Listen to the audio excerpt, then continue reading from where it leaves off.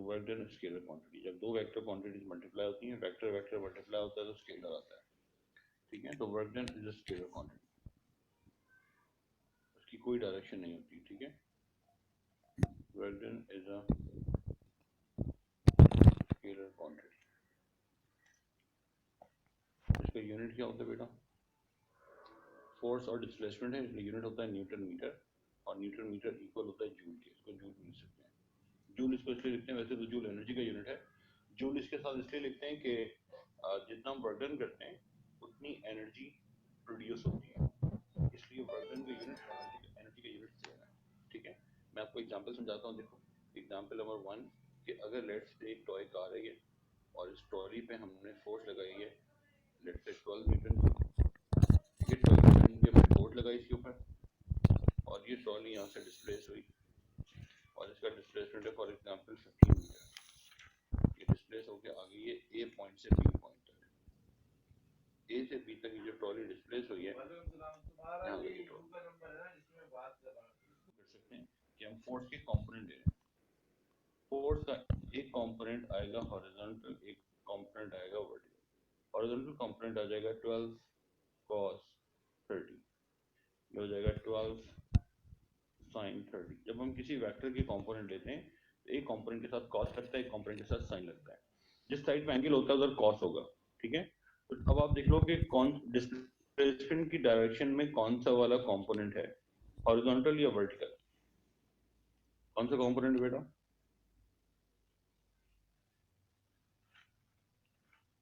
अब जब हम वर्टिकल निकालेंगे तो कौन से वाले कंपोनेंट को 15 से मल्टीप्लाई करेंगे? 12 cos 30 को या 12 कॉस कॉस कौन सा कंपोनेंट मल्टीप्लाई होगा? सर कॉस होगा। हॉरिजॉन्टल होगा 12 cos 30, क्योंकि 12 cos 30 हॉरिजॉन्टल है और 15 भी हॉरिजॉन्टल, ये हो जाएगा 180 cos 30। कितना होता है 180 cos 30? देखना बेटा जरा, 151।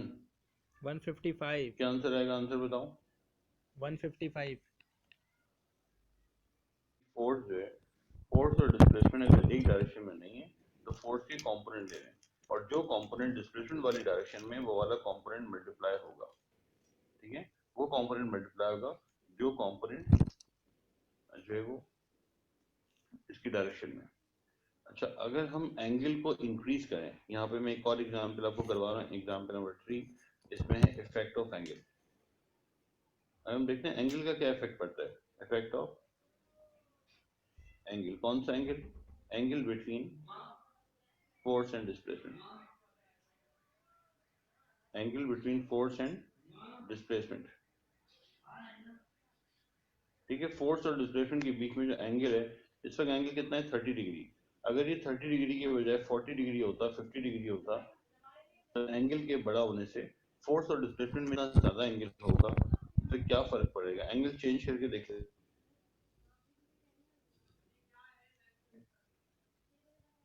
60 डिग्री एंगल मैंने बढ़ा दिया। फोर्स कितनी है?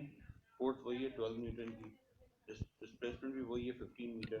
उसकी अभी कॉल भी आई है, वो कह रहा है कि ना पेमेंट कर दो। पहली वाली एग्जांपल में और इस एग्जांपल में फर्क ये है कि उसमें आप देख सकते हो एंगल 30 है तो 60 है।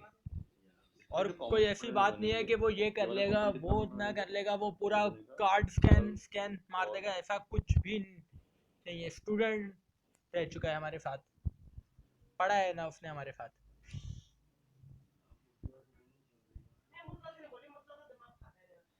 अब अगर आप 12 cos अभी इधर बातचीत ना करो अल्लाह के वास्ते, इधर increases, में बहुत सारे ना ठंडे गाड़े हैं ना।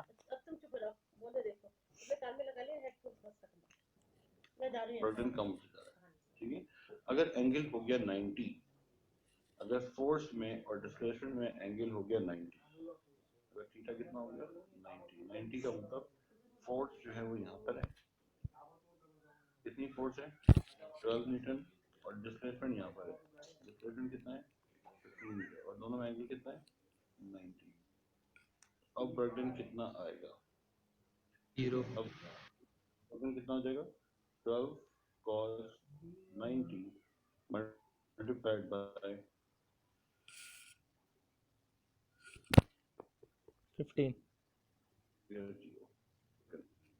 No work done when force and displacement are correct. Force and displacement are at right. ठीक है, राइट एंगल का मतलब 90 के एंगल पे हो. अगर फोर्स और डिस्प्लेसमेंट 90 के एंगल पे होंगे तो वर्क डन 0 हो जाएगा, नो वर्क डन. फिर हो गई बेटा बात यहाँ तक.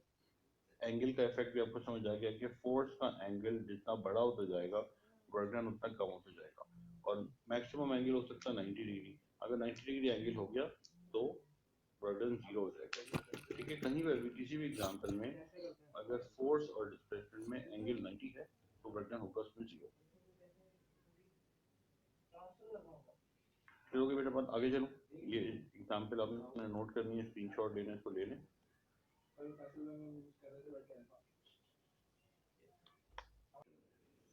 ये सर्किल है.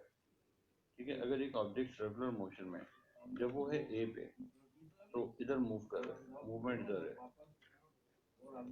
इस डायरेक्शन में मूव कर रहा है, लेकिन फोर्स ना लगती है इसमें सेंटर की तरफ. आपको पता है जब भी कोई ऑब्जेक्ट मूव करता है सर्कुलर मोशन में उसमें जो फोर्स लगती है सेंटर इसको ले जाओ यहाँ से, इसको यहाँ से जब वो दूर ले जाओ मोबाइल को. तो फोर्स कहाँ लगेगी बेटा, यहाँ लगेगी फोर्स. और मूव कहाँ कर रहा होगा वो इस डायरेक्शन में. जिस डायरेक्शन में ऑब्जेक्ट मूव करता है वही डिस्प्लेसमेंट की डायरेक्शन. जब ऑब्जेक्ट यहाँ होगा तो फोर्स कहाँ होगी, सेंटर की तरफ, और मूव कहाँ कर रहा होगा इस तरफ. तो इन दोनों में एंगल हमेशा 90 डिग्री होता है, इसमें फोर्स में और डिस्प्लेसमेंट. अगर एक ऑब्जेक्ट ए से लेकर बी तक मूव करता है और इसके अंदर फोर्स भी है, फॉर एग्जांपल फोर्स है 12 न्यूटन, फोर्स कितनी है 12 न्यूटन, और ए से लेकर बी तक इसने जो डिस्टेंस ट्रेवल किया है वो ट्रेवल किया फॉर एग्जांपल 15 मीटर. अगर आपसे कोई पूछे ए से बी तक इसने डिस्प्लेसमेंट किया है 15 मीटर और जो फोर्स लगी है वो है 12, तो इसके अंदर अगर आपसे कहा जाए कि work done from A to B, work done from A भाई ये निकाल के दिए तुमको, बहुत जल्दी है. क्यों, क्योंकि फोर्स और बाबा डिस्प्लेसमेंट का 90 के निकाला एंगल है. अभी रुक जाओ, अभी क्लास चलने दो. क्यों 0 होगा, क्योंकि ये फोर्स होती है, फोर्स को बोलते हैं centripetal force. Centripetal force and displacement are at 90 degree. जब भी फोर्स और डिस्प्लेसमेंट में 90 डिग्री का एंगल होगा तो वर्क डन 0 होगा. ठीक है बेटा, क्लियर हो गई बात. ये इसमें वर्क डन 0 होगा. एक बात तो ये हो गई कि दिस इज अनदर एग्जांपल जिसमें वर्क डन 0 होगा.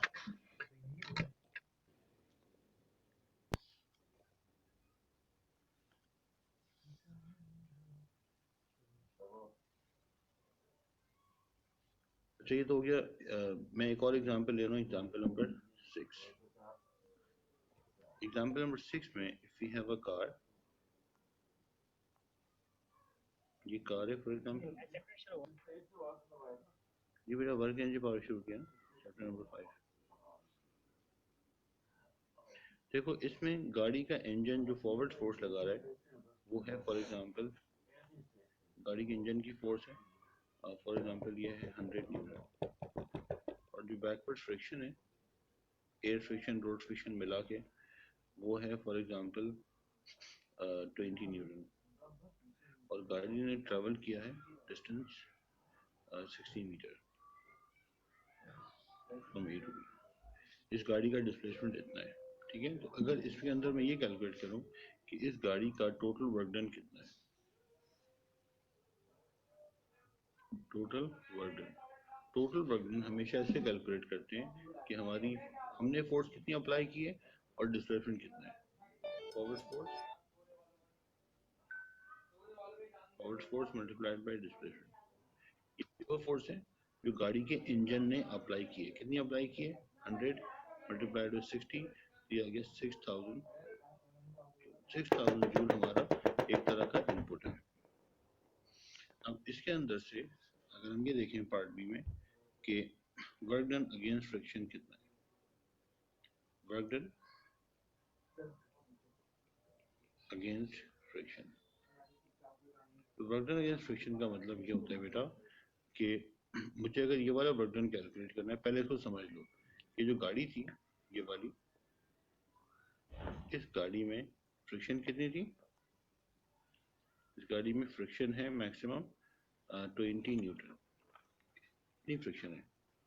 अगर आपने इस गाड़ी को हिलाना है, मूव करना है, तो इंजन सबसे पहले आगे की तरफ जो फोर्स लगाएगा वो कितने लगाएगा? 20 न्यूटन। अगर लगाएगा 10 न्यूटन तो गाड़ी हिलेगी नहीं, मूव ही नहीं करेगी। अगर हम फोर्स लगाएं फ्रिक्शन से भी कम तो गाड़ी नहीं चलेगी। अगर हम फोर्स लगाएं फ्रिक्शन के बराबर तब भी गाड़ी नहीं चलेगी। ठीक है, तो जितनी फ्रिक्शन है उतनी फोर्स हमें लगानी पड़ती है, तो गाड़ी जो है एक तरह से बैलेंस हो जाती है। फोर्सेस, फ्रिक्शन को हमने इनकाउंटर कर दिया, फ्रिक्शन को हमने बैलेंस कर दिया। तो इंजन ने फोर्स लगाई है 20 न्यूटन फ्रिक्शन को बैलेंस करने के लिए। उसके बाद इंजन ने मजीद 80 न्यूटन की फोर्स लगाई ताकि गाड़ी को एक्सेलरेट कर सके। तो इंजन ने टोटल फोर्स कितनी लगाई है? 100। ये मैं 100 का आपको ब्रेकअप बता रहा हूँ। देखो यहाँ क्या लिखा हुआ है, इंजन ने कितनी फोर्स लगाई है? 100। इस 100 का मैं आपको ब्रेकअप समझा रहा हूँ। इस 100 का ब्रेकअप ये है कि 20 प्लस 80। 20 प्लस 80 क्यों? क्योंकि कम से कम 20 तो लगानी ही थी फ्रिक्शन को बैलेंस करने के लिए, ताकि गाड़ी हिलने के काबिल तो, मूव करने के काबिल हो। उसके बाद ये है एडिशनल फोर्स। ये वाली फोर्स गाड़ी को स्पीड अप करेगी, ये वाली फोर्स गाड़ी को एक्सेलरेट करेगी। समझ आई बात? तो जब हम कहते हैं ना कि वर्क डन अगेंस्ट फ्रिक्शन, तो हम ये देखते हैं कि हमने फ्रिक्शन के अगेंस्ट कितनी फोर्स लगाई। तो हमने फ्रिक्शन के अगेंस्ट लगाई फ्रिक्शन के बराबर फोर्स 20 न्यूटन। ठीक है, ये फोर्स अगेंस्ट फ्रिक्शन। तो इसलिए वर्क डन का फॉर्मूला ये होगा कि जितनी हमारी फ्रिक्शनल फोर्स है उसको हम मल्टीप्लाई करते हैं डिस्प्लेसमेंट से। ठीक है, तो हमने फ्रिक्शन के अगेंस्ट कितनी फोर्स लगाई है? 20, और डिस्प्लेसमेंट कितना है? 60। तो हमारा जो 1200 जूल है, this is lost as heat. क्या होगा? Work done against friction. Work done against friction बराबर होता है हीट एनर्जी के। हीट के साथ अक्सर लॉस का वर्ड लगा हुआ होता है, और हम ये कंसिडर करते हैं कि ये हीट जो है, क्योंकि हमें इसकी नीड नहीं है इसलिए ये ज़ाया हो जाएगी, ये लॉस्ट हो जाएगी। ठीक है, इसलिए हम इसको कहते हैं कि भाई ये क्या है? Heat loss. हमारा लॉस हो गया है, हमें ज़रूरत नहीं थी हीट की, लेकिन गाड़ी के टायर हीटअप हो गए, गाड़ी का इंजन हीटअप हो गया। कितनी हीट प्रोड्यूस हुई है? 1200। गाड़ी में कहीं पर भी हीट एनर्जी प्रोड्यूस होती है फ्रिक्शन की वजह से। तो इतना तो हमारा ज़ाया हो गया। अब हम देखें अगर इसके अंदर से कि हमारा नेट वर्क डन कितना बचा। नेट वर्क डन, तो हमारा जो नेट वर्क डन है वो कितना है बेटा? हमारा जो नेट वर्क डन है वो कितना होगा कि टोटल वर्क डन माइनस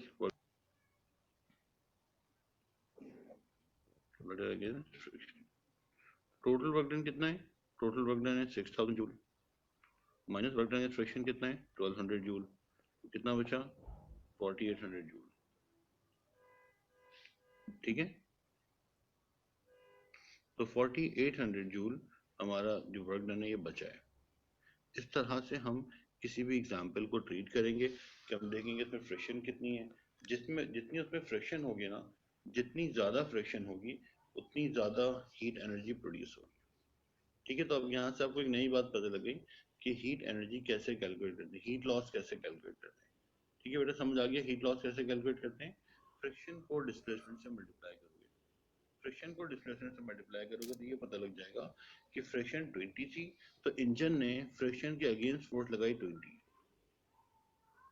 उसके बाद जितनी एक्स्ट्रा फोर्स लगाई है उस फोर्स ने गाड़ी को स्पीड अप किया है, उस फोर्स ने गाड़ी को काइनेटिक एनर्जी दी है। ये हमारा आ गया नेट वर्क डन। 3 तरह के वर्क डन आपको मैंने आज सिखाए, total work done, work done against friction और net work done. Net work done हम ऐसे भी निकाल सकते थे डायरेक्ट कि 80 इंटू 15 करते तो भी नेट वर्क डन आ जाता 4800, क्योंकि 100 न्यूटन की हमने फोर्स लगाई है, 100 में से 20 तो हटा दो आप, वो तो फ्रिक्शन के अगेंस्ट लगाई है। ठीक है बेटा, क्लियर हो गई बात ये?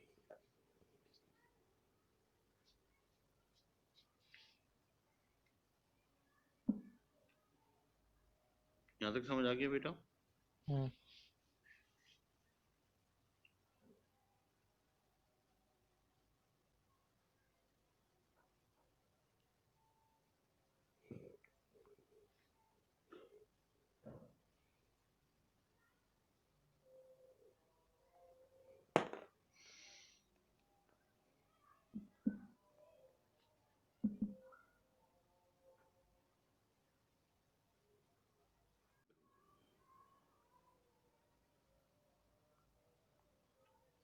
कि एनर्जी क्या होती है। एनर्जी एनर्जी को हम कहते हैं कि एनर्जी का मतलब किसी भी बॉडी में एनर्जी का मतलब ये है कि it is the capacity to do work, capacity to do work या एबिलिटी टू वर्क। कोई ऑब्जेक्ट, कोई मशीन, कोई बंदा, कोई पर्सन, कोई कार, कोई व्हीकल अगर कोई काम कर सकती है तो इसका मतलब उसमें एनर्जी है। अब एनर्जी की बहुत सारी टाइप्स हैं। अगर हम देखें एनर्जी की टाइप्स कौन सी हैं, तो टाइप्स ऑफ एनर्जी तो बहुत सारी हैं। हमें जो टाइप्स पढ़नी है उसमें पहली टाइप ऑफ एनर्जी है kinetic energy. Kinetic energy, kinetic energy एक ऐसी एनर्जी होती है किसी भी ऑब्जेक्ट में जो उसकी वेलोसिटी की वजह से होती है, जो उसकी स्पीड की वजह से होती है। Energy in a body, energy in a mass due to its motion. और हम सबको पता है कि काइनेटिक एनर्जी का जो फॉर्मूला होता है क्या होता है, हाफ एम वी स्क्वायर। ठीक है, अगर कोई ऑब्जेक्ट जिसका मास एम हो, उसकी वेलोसिटी अगर वी हो तो उसकी काइनेटिक एनर्जी इतनी होती है। अब मुझे इसको प्रूव करना है कि ये काइनेटिक एनर्जी इतनी क्यों होती है। काइनेटिक एनर्जी का फॉर्मूला जो आप ग्रेड 9 से पढ़ते हुए आ रहे हो, अब आपको ये यहाँ पे सीखना है लेवल्स में, ये फॉर्मूला आया कहाँ से, इसकी डेरिवेशन क्या है, इसका सोर्स क्या है, and this is in the syllabus.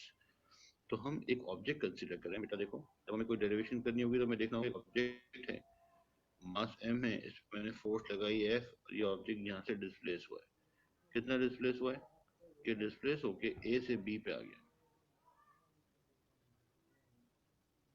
ये डब्बा यहाँ से इधर आ गया राइट साइड पे, ठीक है, और इस डब्बे की इनिशियल वेलोसिटी 0 है। इनिशियल वेलोसिटी कितनी है, 0 है। और हम ये अज्यूम कर लेते हैं कि इसके अंदर फ्रिक्शन भी 0 है, देयर इज नो फ्रिक्शन। और ये ऑब्जेक्ट मूव कर रहा है हॉरिजॉन्टली। तो हमें बात पता है कि जो वर्क डन है तो फॉर्मूला क्या होता है, फोर्स इनटू डिस्प्लेसमेंट। फोर्स कितनी है F, डिस्प्लेसमेंट है S। अब फोर्स की जगह अकॉर्डिंग टू फॉर्मूला, फोर्स का फॉर्मूला होता है ma। मैंने F की जगह क्या लिख दिया बेटा, ma, ठीक है, F की जगह मैंने ma लिख दिया। अब मुझे जो फॉर्मूला प्रूफ करना है उस फॉर्मूले के अंदर देखो m तो आ रहा है लेकिन a नहीं आ रहा, ना s आ रहा है, तो मुझे a और s को यहाँ से हटाना है। m तो हमारे पास आ गया। जब भी हमको फॉर्मूला ड्राइव करते हैं ना, हम देखते हैं हमें क्या क्या चीज़ें इसके अंदर होनी चाहिए। इसके अंदर हाफ होना चाहिए, मास होना चाहिए, वेलोसिटी। हमारे फॉर्मूले में वेलोसिटी है नहीं, तो हम ये देखते हैं कि हमारे पास इसका ऑल्टरनेटिव क्या है। काइनेमैटिक्स में हमने पढ़ा है कि काइनेमैटिक्स में कि v square equals to u square plus 2as। अगर मैं यहाँ से as को कॉमन लूँ तो ये आ जाएगा। तो अगर किसी फॉर्मूले में a और s आ रहा है, मुझे as को रिप्लेस करना है तो मैं इससे रिप्लेस कर सकता हूँ, ठीक है। तो मुझे यहाँ से बात पता लगी कि as की जगह तो मैं ये लिख सकता हूँ, क्या लिख सकता हूँ, v square minus u square upon, तो मैंने काइनेटिक एनर्जी के फॉर्मूले में डाल दिया। क्या डाल दिया काइनेटिक एनर्जी के फॉर्मूले में, काइनेटिक एनर्जी के फॉर्मूले में था m as, तो हम लिख दे, सॉरी काइनेटिक एनर्जी कह रहा हूँ, वर्क डन के फॉर्मूले में। हमारे पास जो वर्क डन का फॉर्मूला है वो क्या है बेटा, m a s। m को तो हटाते हैं, a s लिखते हैं v square minus u square upon, आ रहा है m आ रहा है v square minus u square. Example में यूज किया है, हमारे एग्जाम्पल में यू पता लगी कि जो बटन आ रहा है वो कितना आ रहा है, हाफ एम। सिंस, अब देखिए ध्यान से देखिए मैं क्या लिख रहा हूँ कि since the box is moving horizontally, box कैसे मूव कर रहा है, horizontally, so change in potential energy zero. Potential energy भी कब बढ़ती है, जब ऑब्जेक्ट ऊपर जाता है पोटेंशियल एनर्जी बढ़ती है, जब नीचे आता है पोटेंशियल एनर्जी कम होती है। जो ऑब्जेक्ट ना तो ऊपर जा रहा है ना नीचे जा रहा है, तो सीधे जा रहा है हॉरिजॉन्टली, तो इसकी पोटेंशियल एनर्जी का चेंज तो आया नहीं। एंड एक बात और ये कि since there is no friction, there is no friction ही नहीं है, there is no friction, so no heat loss भी नहीं हुआ। जब हीट लॉस भी नहीं हुआ, पोटेंशियल भी नहीं हुआ, तो फिर इसका मतलब क्या हुआ कि all work done, so all work done converted into kinetic energy। इसमें हमारा जो वर्क डन है वो चेंज इन काइनेटिक एनर्जी के बराबर है। चेंज इन काइनेटिक एनर्जी कितनी है बेटा? Half v square minus u square, और u में 0 रख दिया हमने।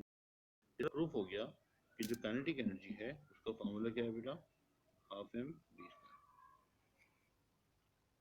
कभी अगर एग्जाम में टाइप करना चाहते हैं तो आप सिंपल से स्टेप्स शो कर सकते हैं कि kinetic energy half m v square के बराबर क्यों होता है। तो एनर्जी का फॉर्मूला वर्क डन से ड्राइव हुआ है, काइनेटिक एनर्जी का फॉर्मूला वर्क डन से ड्राइव हुआ है, ठीक है। काइनेटिक एनर्जी का फॉर्मूला वर्क डन से ड्राइव हुआ है, ठीक है। हमारे पास वर्क डन क्या होता है, दोबारा से देख लो। वर्क डन का फॉर्मूला होता है F into D, force into displacement.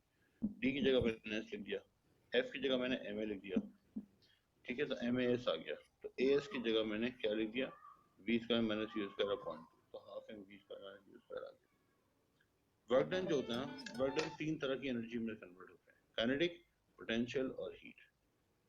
आप जितना भी वर्क डन करते हो किसी ऑब्जेक्ट पे, उस वर्क डन के 3 हिस्से हो जाते हैं। एक हिस्सा चला जाता है काइनेटिक में, एक पोटेंशियल में, एक हीट में।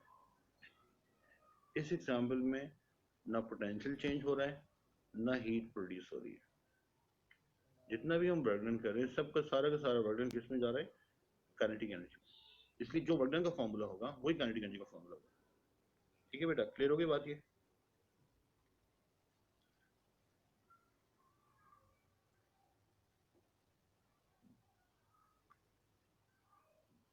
सर पूछना था फ्रिक्शन क्यों नहीं है काइनेटिक में और टेंशन? पोटेंशियल में। पोटेंशियल तो है नहीं क्योंकि ऑब्जेक्ट तो जा रहा है हॉरिजॉन्टल, ऊपर तो जा नहीं रहा, नीचे जा रहा है। इससे पता लगेगा कि सारा का सारा किसके इक्वल है? काइनेटिक है। ठीक है सर। तो बस आपने ये याद रखनी है बात, बल्कि मैं यहीं पे ऐड कर लेता हूँ इसको। सबसे इम्पोर्टेंट कॉन्सेप्ट है इस चैप्टर का, वो कॉन्सेप्ट ये है कि जितना भी हम किसी ऑब्जेक्ट, ठीक है, हमारा जो टोटल वर्क डन होता है, इस टोटल वर्क डन के 3 पीसेस होते हैं। एक पीस किस में जाता है? हीट में। एक किस में जाता है? पोटेंशियल में। और एक किस में जाता है? काइनेटिक में। हीट का मतलब क्या होता है? हीट का मतलब होता है वर्क डन अगेंस्ट फ्रिक्शन, कि फ्रिक्शन के अगेंस्ट जितना हमने काम किया, ठीक है। अगर आपने काम किया है फॉर एग्जांपल 6000 जूल, जिसमें से 1200 जूल किसमें चला गया? इसमें। और पोटेंशियल में कितना गया? 0। तो काइनेटिक में कितना जाएगा? 4800। इन तीनों का सम 6। तो सर जब अगर फ्रिक्शन निकालनी हो हीट, तो उसके लिए टोटल वर्क डन दिया हुआ होगा ना? हाँ, टोटल वर्क डन दिया होगा जब भी हम हीट निकाल सकते हैं ना, ठीक है बेटा।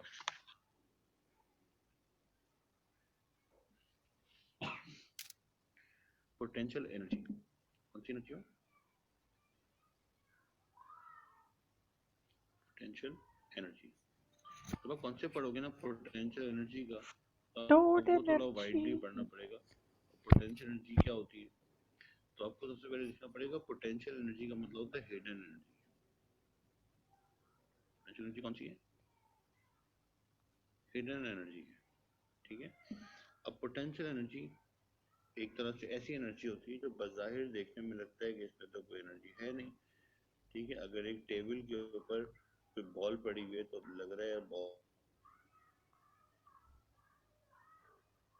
तो रेस्ट पे, कोई एनर्जी नहीं है। लेकिन अगर बॉल के नीचे से आप टेबल हटा दें तो बॉल खुद ब खुद जाके नीचे गिरेगी। अगर कोई नीचे जाएगी, मैंने कोई काम नहीं किया है, इसका मतलब इसके अंदर ये एबिलिटी थी पहले से कि it can do some work. If an object can do some work, it means it has energy. अगर मैं पेंसिल को ड्रॉप करूंगा खुद ही नीचे जाएगी, बॉल को ड्रॉप करूंगा खुद ही नीचे जाएगी। इसका मतलब इनके पास कोई एनर्जी है, बज़ाहिर देखने में नहीं है। इस एनर्जी को कहते हैं पोटेंशियल एनर्जी। एक रबर बैंड को आपने स्ट्रेच किया हुआ है, तो बाजाहिर तो लग रहा है रबर बैंड में कोई एनर्जी नहीं है, लेकिन जैसे ही रबर बैंड छोड़ोगे रबर बैंड जाके मूव करेगा। एक गन अगर आपने लोड की, चेंबर आपने खींचा गन का, और गन के अंदर बुलेट भी है, और अब गन एक बंदे के हाथ में, बाजाहिर लग रहा है गन में तो कोई एनर्जी नहीं है, लेकिन हमने जैसे ट्रिगर दबाया बुलेट निकली 400 की स्पीड पे।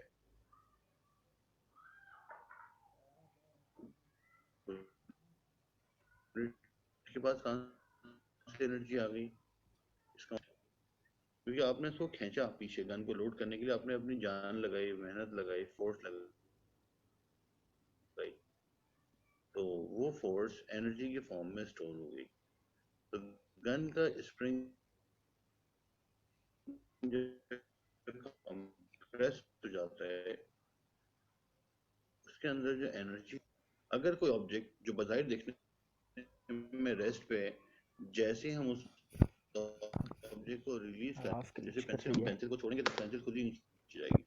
इसको इसके अंदर ये एबिलिटी थी खुद मूव करने की, खुद कोई वर्क डन करने की। ये पेंसिल जाके नीचे टेबल पे टकराई है, इससे साउंड भी प्रोड्यूस हुई है, थोड़ी बहुत हीट भी प्रोड्यूस हुई है, काइनेटिक एनर्जी भी प्रोड्यूस हुई है। सारी एनर्जी कहाँ से आई? मैंने तो कोई एनर्जी नहीं दी, इसके पास एनर्जी थी पहले से। कौन सी एनर्जी थी? Potential energy. ठीक है, तो एक जो लोडेड गन होती है, लोडेड मतलब चेंबर आपने उसको खींचा हुआ है, बिल्कुल रेडी है गन, ट्रिगर दबाओ तो बुलेट निकलेगी। इस गन के अंदर इलास्टिक पोटेंशियल एनर्जी होती है। तो डिफरेंट डिफरेंट ऑब्जेक्ट के अंदर डिफरेंट टाइप की पोटेंशियल एनर्जी होती है। तमाम पोटेंशियल एनर्जी का मतलब हिडन एनर्जी ही है। अपेरेंट कैसे लगता है? बाहर देखने में लगता है कोई एनर्जी नहीं है, ठीक है, लेकिन एनर्जी होती है। उस एनर्जी को हम कहते हैं पोटेंशियल एनर्जी। ठीक है, अब देखो बेटा, पोटेंशियल एनर्जी की जो टाइप्स हैं, सबसे पहली एनर्जी है elastic potential energy. Elastic potential energy ये कौन सी होती है? Energy stored in a stretch spring. Energy stored in a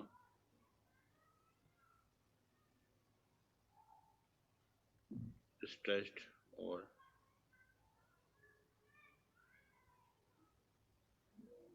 compressed spring या रबर बैंड।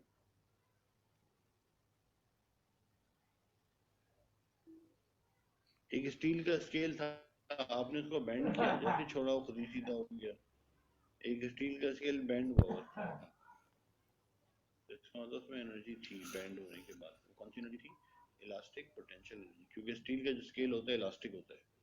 ठीक है, तो रबर बैंड की एग्जांपल ले लो, स्प्रिंग की एग्जांपल ले लो। अगर कोई स्प्रिंग है, रबर बैंड है, उसको आपने स्ट्रेच किया हुआ है, जैसे छोड़ोगे खुद ही वापस आएगा। या इसको आपने कंप्रेस किया हुआ है, जैसे छोड़ोगे वो उछलेगा। ठीक है, तो ये जो एनर्जी होती है, ये क्या होती है? Energy stored in an object in a body due to change in its size और शेप। कौन सी एनर्जी है? वैसे भी लिख सकते हैं हम लोग, energy stored in a body due to change in its size and position.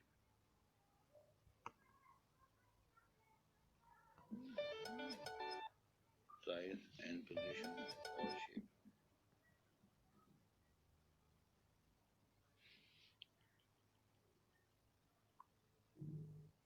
Size or shape.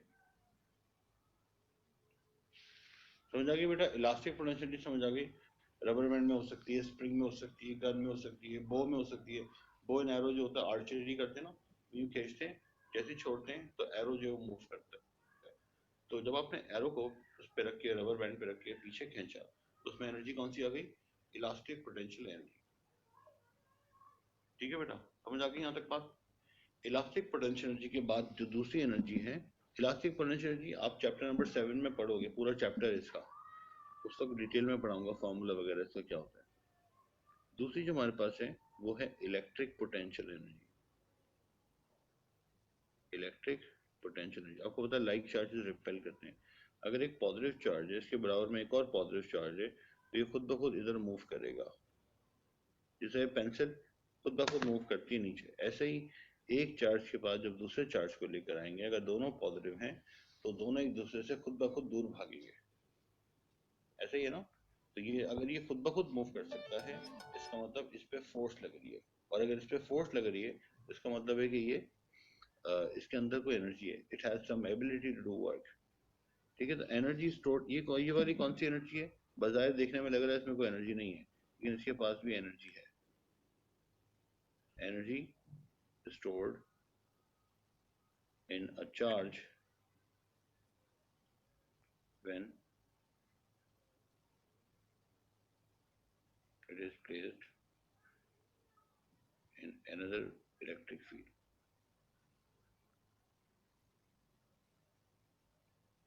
अगर एक चार्ज किसी दूसरे चार्ज के करीब रखा हुआ है, यानी किसी दूसरे चार्ज की इलेक्ट्रिक फील्ड में रखा हुआ है, तो उसके पास इलेक्ट्रिक पोटेंशियल एनर्जी होती है, क्योंकि इस पे क्या लग रही है? फोर्स। जिस ऑब्जेक्ट पे फोर्स लगे और वो डिस्प्लेस करे, इसका मतलब वो इसके अंदर वर्क करने की एबिलिटी है, और जिसमें वर्क करने की एबिलिटी है उसमें एनर्जी है, और ये एनर्जी कहलाती है इलेक्ट्रिक पोटेंशियल। एक है इलास्टिक, एक है इलेक्ट्रिक। ठीक है बेटा, दोनों में कॉमन बात ये है कि दोनों में फोर्स लग रही होती है। रबर बैंड को स्ट्रेच करो तो रबर बैंड में टेंशन फोर्स होती है। दो लाइक चार्जेस हैं, दोनों एक दूसरे पे फोर्स लगाते हैं, इलेक्ट्रिक फोर्स। अगर अनलाइक चार्जेस हैं, एक चार्ज ऐसा है, दूसरा चार्ज ऐसा है, इस पे फोर्स लगेगी इधर, ये खुद ब खुद इसके करीब आएगा। तो करीब आए या दूर आए, मूव तो खुद कर सकता है ना। अगर किसी ऑब्जेक्ट पे फोर्स लग रही हो और वो मूव भी कर सकता हो, इसका मतलब इसके अंदर वर्क डन करने की एबिलिटी है, और अगर किसी में वर्क करने की एबिलिटी है, इसका मतलब है उसके अंदर एनर्जी है, और ये एनर्जी अपेरेंटली हमें ऐसा लग रहा होता है कि नहीं है, इसलिए इस एनर्जी को कहते हैं पोटेंशियल एनर्जी। भले वो इलास्टिक पोटेंशियल एनर्जी हो, या इलेक्ट्रिक पोटेंशियल एनर्जी हो, या तीसरा आपके पास है ग्रेविटेशनल पोटेंशियल एनर्जी।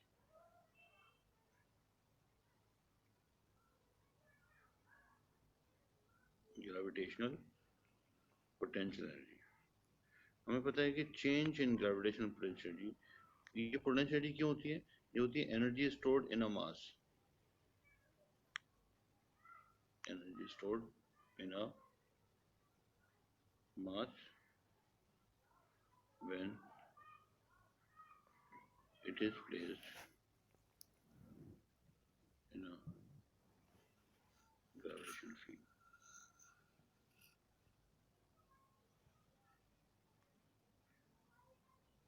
अगर कोई ऑब्जेक्ट ग्रेविटेशन फील्ड में रखा हुआ है तो उसके पास होगी ग्रेविटेशनल पोटेंशियल एनर्जी।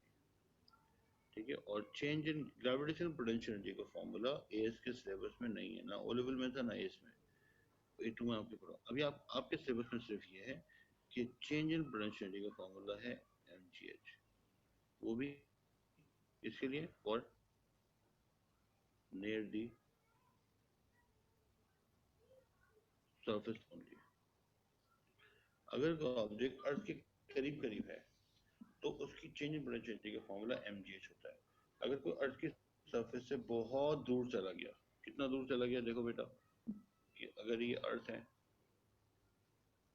ठीक है, ये अर्थ है, मान लेते हैं थोड़ी देर के लिए भाई ये अर्थ है और ये अर्थ का सेंटर है।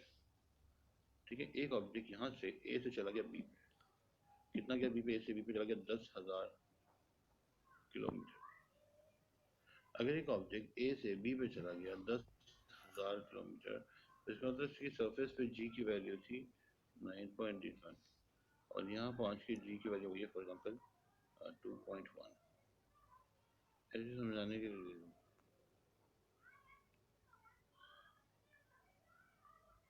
ठीक है।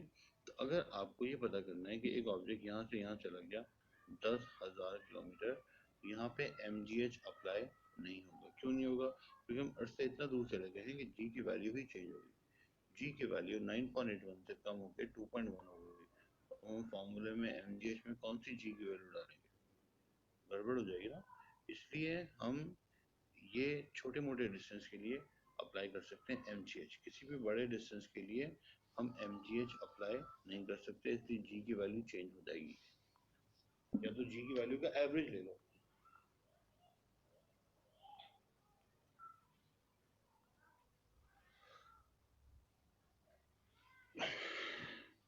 अच्छा ये कैसे पता लगेगा कि 10,000 किलोमीटर इतना बड़ा होता है? ये आपको ऐसे पता लगेगा, आपको मैं बताता हूँ, पता ऐसे लगेगा कि अर्थ का जो रेडियस होता है वो होता है 6400 किलोमीटर। हम जिस प्लैनेट पे रहते हैं उसका रेडियस है 6400 किलोमीटर। इससे आपको अंदाजा हो जाएगा कि 10,000 कितना होगा। जब 6,000 इतना है तो 10,000 कितना होगा।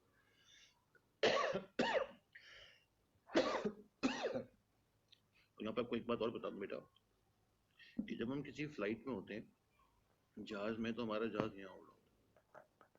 हमारा जो जहाज होता है वो यहाँ होता है, यहाँ पे जहाज। इस जहाज की जो हाइट होती है टोटल 10 किलोमीटर, 15 किलोमीटर, 12 किलोमीटर इतनी होती है। तो 6400 के आगे जो बादल होते हैं ना अर्थ के अराउंड, वो यहाँ पर होते हैं, इतनी हाइट पे। यहाँ होते हैं बादल, क्लाउड यहाँ होते हैं। अर्थ इतनी बड़ी है कि जो क्लाउड्स होते हैं वो यहाँ होते हैं। बारिश जो हो रही थी यहाँ से हो रही होती है। तो क्लाउड जो है 5 किलोमीटर पे, 4 किलोमीटर पे, 10 किलोमीटर पे। ये मैं आपको इसलिए बता रहा हूँ ताकि आपको आइडिया रहे। माउंट एवरेस्ट जो है, देखिए ना, माउंट एवरेस्ट सबसे बड़ा ऑब्जेक्ट है अर्थ के ऊपर। माउंट एवरेस्ट की वजह से अर्थ ऐसे तो नहीं दिखती ना कि अर्थ ऐसे दिखती है आपको तो पहली बार कि भाई अर्थ का शेप ऐसा क्यों दिखती है इसके ऊपर माउंट एवरेस्ट है। इतने बड़े बड़े पहाड़ों के बावजूद इतनी बड़ी बुर्ज खलीफा इसके ऊपर, अर्थ के ऊपर जो बुर्ज खलीफा है, बुर्ज खलीफा के बनने के बाद अर्थ ऐसी नहीं दिखती, बल्कि अर्थ अभी भी स्फेरिकली दिखती है। इसका मतलब ये हुआ कि माउंट एवरेस्ट की हाइट, बुर्ज खलीफा की height is very small. Mount Everest जो इतना होगा यहाँ, माउंट एवरेस्ट की टोटल हाइट कितनी है? 8 किलोमीटर, 8,000 मीटर है बस। बुर्ज खलीफा की हाइट इससे भी कम है, इतनी सी बुर्ज खलीफा है। तो अर्थ इन सब चीजों के बावजूद स्फेरिकल दिखती है, इसलिए कि these objects are very tiny compared to radius of the earth. Earth का अपना रेडियस कितना है? 6400 किलोमीटर। माउंट एवरेस्ट की हाइट कितनी है? सिर्फ 8 किलोमीटर। समझ आ गई बात बेटा?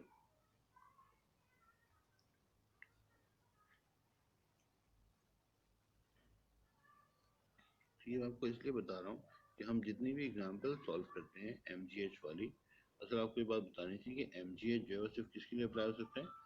Near the surface of the earth only. बहुत बड़े डिस्टेंस के लिए MGH अप्लाई नहीं हो सकता। MGH वहां तक इस्तेमाल कर सकते हो जहां तक G की वैल्यू 9.81 बस। G की वैल्यू को चेंज होने के लिए बहुत बड़ा डिस्टेंस चाहिए होता है। 2, 4, 5,000 किलोमीटर दूर जाओगे तो G की वैल्यू चेंज होगी। यानी कि आप बिल्डिंग की छत पे चले जाओ तो सोचेंगे अब G की वैल्यू कम हो गई होगी, तो बिल्डिंग की छत बहुत नीचे है compare to earth radius.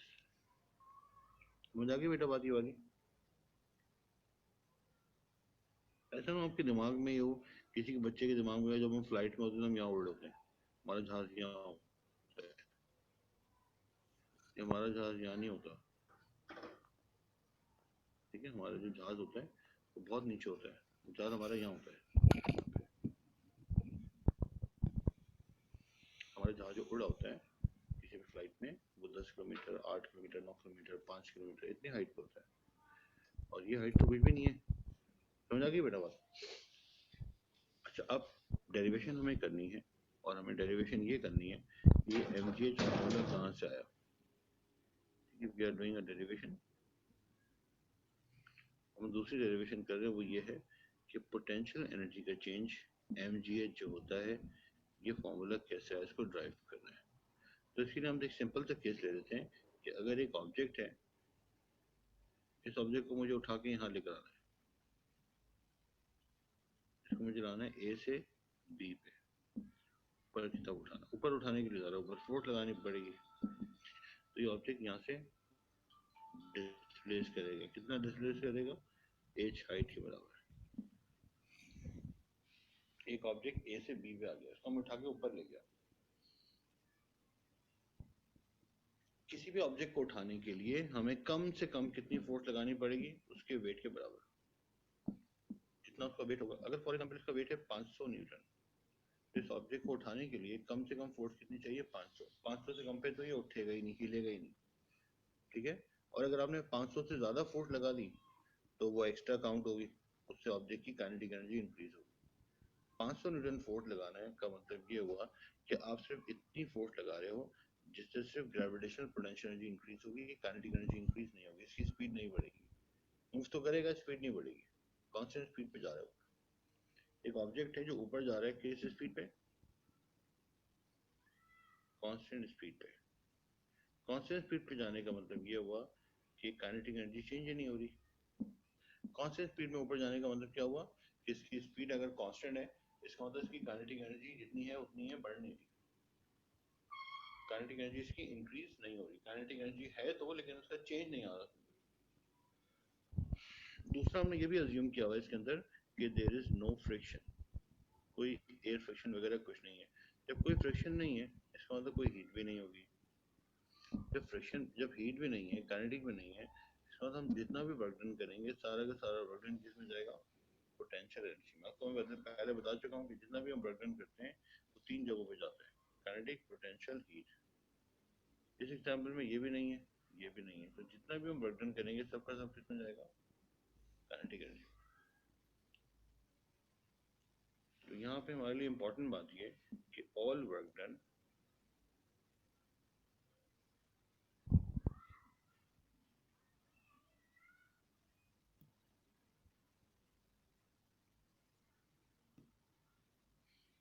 is converted into potential energy.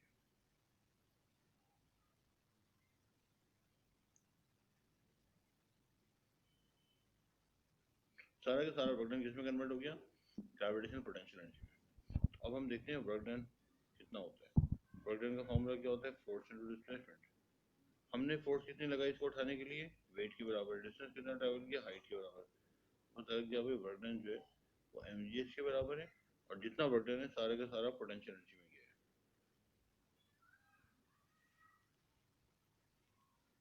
ठीक है बेटा, इसको नोट कर लें जल्दी से।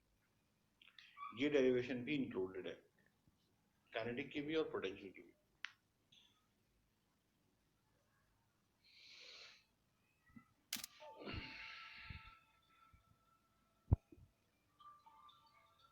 तो बेटा मैं अगली 2 क्लासेस जो है ना, मंडे वेडनेसडे को ऑफ करूंगा।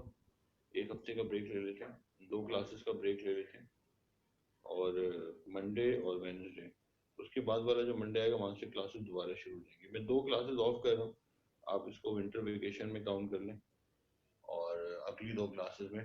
और दूसरा है कि जिन लोगों ने फास्ट पेपर नहीं किया वो फास्ट पेपर कर लें, और मैं आपको फिर नेक्स्ट मंडे को वहाँ से कंटिन्यू करूँगा यहाँ से। ठीक है बेटा? सर सर वो मैं एमसीक्यूज कर रहा था ना, तो वो कुछ मार्क्स स्कीम में जो है ना वो आंसर्स नहीं लिखे हुए थे, तो मुझे समझ नहीं आ रहा था कि मैं किस तरह चेक करूं। मोमेंटम के कर रहा था ना, तो मार्क्स स्कीम में आंसर्स नहीं आ रहे थे, मिस प्रिंटिंग थी शायद कुछ इस तरह। कब हुई है? टॉपिक कौन सा? मोमेंटम का कर रहा था मैं, मोमेंटम। जी मोमेंटम था, और किनेमैटिक्स का भी मैं कर रहा था, तो उसमें भी ये सेम प्रॉब्लम थी। सेंड कर दे, मैं देख के आपको मैसेज कर दूँ। अच्छा ठीक है, मैं आपको क्वेश्चन सेंड कर दूं? हाँ अच्छा ठीक।